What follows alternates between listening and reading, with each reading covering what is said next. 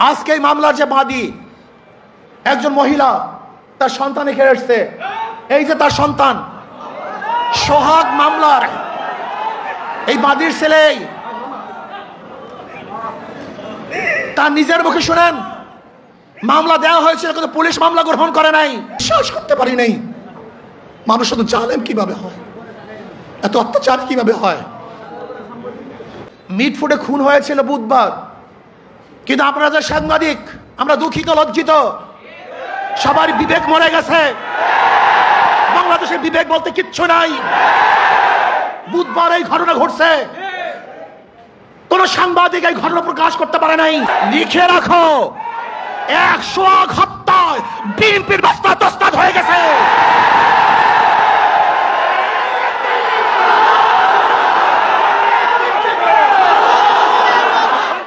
আজকে আমরা দুঃখিত, লজ্জিত, মর্মাহত।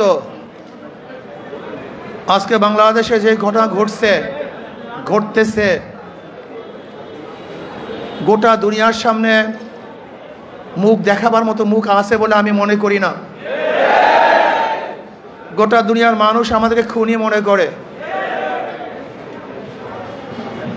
যে দৃশ্য দেখেছি মিটফোর্ডের, আমি পুরাপুরি শেষ পর্যন্ত এই ঘটনা দেখতে পারি নাই। আমি নিজেই ভয় পেয়ে গেছি। এ কেমন এক অবস্থা, কেমন এক বর্বরতা, জাহিল যুগকেও ফেল করেছে। মানুষ এত নিষ্ঠুর কিভাবে হয়? মানুষ তো এভাবে কুকুরকেও মারতে পারে না।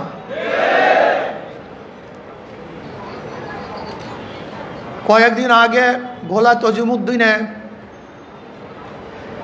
স্বামীকে বেঁধে রেখে গণহারে তার স্ত্রীকে ধর্ষণ করেছে। বগুড়ায় মেয়ে বিবাহ দিবে না, শুধু এতটুকুর জন্য তার বাবাকে হত্যা করেছে। আজকে চাঁদা না দেওয়ার কারণে মার সামনের থেকে যুবককে তুলে এনে হত্যা করা হচ্ছে। আজকে বাংলাদেশের অবস্থাটা কি? মানুষ কেন রাজনীতি করে? রাজনীতি করা উচিত ছিল, উদ্দেশ্য ছিল মানুষকে শান্তি দেয়া, মানুষকে মুক্তি দেয়া, মানুষের নিরাপত্তা প্রদান করা, মানুষের সাহায্য সহযোগিতা করা। অথচ আমরা রাজনীতি নামে কি করতেছি? খুন, ধর্ষণ, দখলদারি, জুলুম, অত্যাচার, অবিচার। এমন কোনো হীন খারাপ কাজ নাই যে আমরা করছি না রাজনীতির নামে। আমরা কি দেখি? যখনই চাঁদা ধরা পড়ে বহিষ্কার করা হয়। বিএনপি পর্যন্ত 3000-এর উপরে বহিষ্কার করেছে। কিন্তু আমি সাংবাদিক বন্ধুদেরকে প্রশ্ন করতে চাই, আমি জনগণের কাছে প্রশ্ন রাখতে চাই, এই বহিষ্কারই কি তাদের চাঁদা ফিরছে? দখলদারি ফিরছে? খুন ফিরছে? তার মানে বহিষ্কার কিছু না, আইওয়াশ, লোক দেখানো এক নিয়ম। তারা কি বলে? ব্যক্তি দোষ করলে দল সেই দোষের দায় দায়িত্ব গ্রহণ করবে না। আমি মনে করি আওয়ামী লীগ, বিএনপি দুর্নীতি ফ্যাক্টরি, খুনের ফ্যাক্টরি। আবরারকে কারা হত্যা করেছিল? যেই ছাত্রগুলি হত্যা করেছিল তারা মেধাবী ছাত্র বাংলাদেশের, কিন্তু এই ফ্যাক্টরিতে যাওয়ার পরে তার খুনি হয়েছে। আজকে হাজারো মেধাবীরা এই আওয়ামী লীগ, বিএনপি করার কারণে ওরা ধর্ষক হয়েছে, ওরা চাঁদাবাজ হয়েছে। এই দলগুলি এমন এক ফ্যাক্টরি, যদি ফেরেশতাও সেখানে ঢুকে আজাজিল হয়ে বের হবে। সৎ মানুষগুলি ঢুকলে চোর হয়ে বের হবে। যাদের হাতে রক্ত ছিল না, এই আওয়ামী লীগ, বিএনপি করার পরে তাদের হাতের মধ্যে রক্তে রঞ্জিত হবে।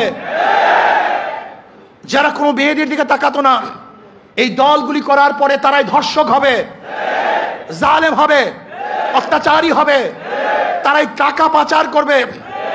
এমন কোনো জায়গা নাই যেখানে চুরি হচ্ছে না, ডাকাতি হচ্ছে না, দখলদারি হচ্ছে না, চাঁদাবাজি হচ্ছে না। এই বরিশালের এমন কোনো স্থান দেখাতে পারবেন না যেখানে চাঁদাবাজি নাই। আমরা যা দেখছি চাঁদাবাজি যেগুলি আসছে, আপনারা জানেন মিটফুটে খুন হয়েছিল বুধবার, কিন্তু আপনারা যে সাংবাদিক, আমরা দুঃখিত, লজ্জিত, সবার বিবেক মরে গেছে। বাংলাদেশের বিবেক বলতে কিচ্ছু নাই। বুধবার এই ঘটনা ঘটছে, কোন সাংবাদিক এই ঘটনা প্রকাশ করতে পারে নাই, অথচ সবার মাঝে এই ঘটনা ঘটেছিল। নাই একজন বাংলাদেশের সাংবাদিক এই ঘটনা প্রকাশ করার মতো, নাই একজন পুলিশ কেস গ্রহণ করার মতো। আজকে এই মামলার যে বাদী, একজন মহিলা, তার সন্তানে খেয়ে এসছে, এই যে তার সন্তান, সোহাগ মামলার এই বাদীর ছেলে, তার নিজের মুখে শুনেন মামলা দেওয়া হয়েছিল, কিন্তু পুলিশ মামলা গ্রহণ করে নাই। পুলিশ তার মামলা গ্রহণ করে নাই। আজকে পুলিশ ভিন্ন খাতে এই মামলাকে নেওয়ার জন্য ষড়যন্ত্র শুরু করছে। সব জায়গায় চাঁদাবাজি, শরিয়াতপুর বাস সব বন্ধ। শুনলাম আজকে তাদেরকে বহিষ্কার করা হয়েছে। অথচ আজকে আপনারা দেখেছেন প্রেস ব্রিফিংয়ে, সাংবাদিক সম্মেলনে ঊর্ধ্বতন কর্মকর্তাদের কাছে বারবার জানানো হয়েছে, কিন্তু না, যতক্ষণ পর্যন্ত সব জায়গায় প্রচার না হয়েছে ততদিন পর্যন্ত বহিষ্কার করা হয় নাই। চাঁদা নিলে পুরস্কার, ধরা পড়লে বহিষ্কার, ভাইরাল হলে গ্রেফতার। কি ভেবেছেন বাংলাদেশের মানুষ বোকা? আজকে আমাদেরকে জিম্মি করে ফেলছে। দল এই খুনের দায় দায়িত্ব গ্রহণ করবে না। আমি স্পষ্ট ভাষায় বলতে চাই, এই খুনের দায় দায়িত্ব তারেক জিয়াকে গ্রহণ করতে হবে। এই খুনের দায় দায়িত্ব মির্জা ফখরুলকে গ্রহণ করতে হবে। এই খুনের দায় দায়িত্ব বিএনপিকে গ্রহণ করতে হবে। এই খুনের দায় দায়িত্ব গোটা প্রশাসন গ্রহণ করতে হবে।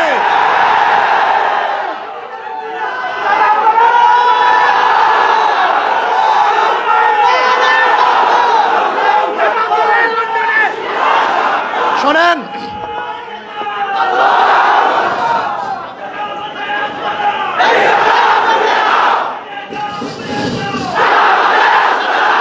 আমি মনে করি অবৈধ সন্তান জন্ম হওয়ার আগে তার মৃত্যু কামনা করে। আজকে বিএনপি ক্ষমতা যাওয়ার আগে তার পতন কামনা করে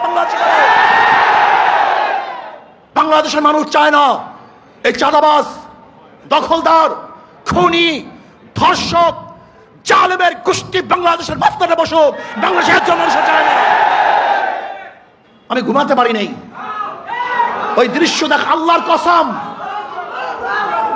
আমি শুধু ওই দৃশ্যই আমার চোখের সামনে ভাসছিল। আমি বিশ্বাস করতে পারি নাই মানুষ শুধু জালেম কিভাবে হয়, এত অত্যাচার কিভাবে হয়। জালেমের গোষ্ঠী, খুনির গোষ্ঠী। শোনো, এক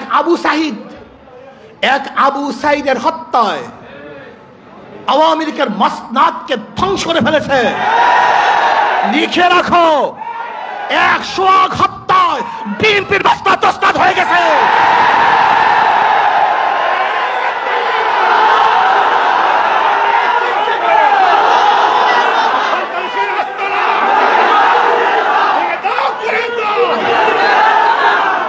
শোনো, তোমরা ভেবেছ গুম হত্যা মামলা বিএনপি ক্ষমতায় আসবে, এই ভয়ে তোমার সামনে সামনে মাথা নত করবে।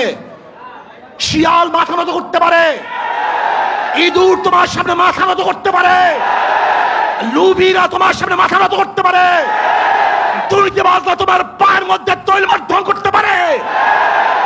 অবৈধ ক্ষমতার যারা স্বপ্ন দেখে তারা তোমার সামনে গিয়ে মাথা নত করতে পারে, কিন্তু বাঘ তোমার সামনে মাথা নত করবে না। সিংহ তোমার সামনে দুর্বল হবে না। আদর্শবান ব্যক্তিরা তোমাকে কোনো অবস্থাতেই পছন্দ করবে না। ভাইয়েরা আমার, আমি মানুষের বিবেক দেখছি। এই ঘটনা ঘটাবার পরেও বিবেকবান মানুষ যারা নিজেদেরকে শিক্ষিত দাবি করে, ওরা কিভাবে বিএনপি আওয়ামী লীগ করে আমার বুঝে আসে না। ওরা শিক্ষিত নয়, ওরা জ্ঞান পাপী। জ্ঞান পাপী ছাড়া এই দুর্নীতিবাজ ধর্ষক খুনিদের সাথে কোন মানুষের সম্পর্ক থাকতে পারে না। আমি মনে করি এই আওয়ামী লীগ বিএনপি যারা করে তারা সবাই ধর্ষকের সমর্থক, খুনের সমর্থক, চাঁদার সমর্থক, দখলদারি সমর্থক। কোন ভদ্র মানুষ যাদের মধ্যে ভদ্রতা আছে, আদর্শবান, যারা আদর্শ লালন করে, যারা জাতিকে মুক্তি দিতে চায়, এই বাংলাদেশকে গোটা দুনিয়ার সামনে উঁচু করতে চায়, তারা কোনো অবস্থাতে আওয়ামী লীগ বিএনপি করতে পারে না। আজকে আমরা বিবেক হারা হয়ে গেছি। যারা সাংবাদিক তারা বিবেক হারা, যারা বুদ্ধিজীবী বিবেক হারা, যারা প্রশাসক বিবেক হারা। এই বাংলাদেশকে নতুন ভাবে করতে হবে, মানুষকে আদর্শবান করতে হবে। আমাদের উপায় নেই, পচে গেছি আমরা, আমরা দুর্গন্ধযুক্ত, আমরা নষ্ট।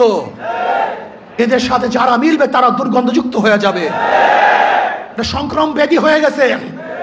এই দলগুলির মধ্যে যারা থাকে, যারা আসছে, একজন ভালো আদর্শ নিয়ে বের হতে পারে নাই। আমার যুবক বন্ধুকে বলবো, আদর্শবান হও, নীতিবান হও।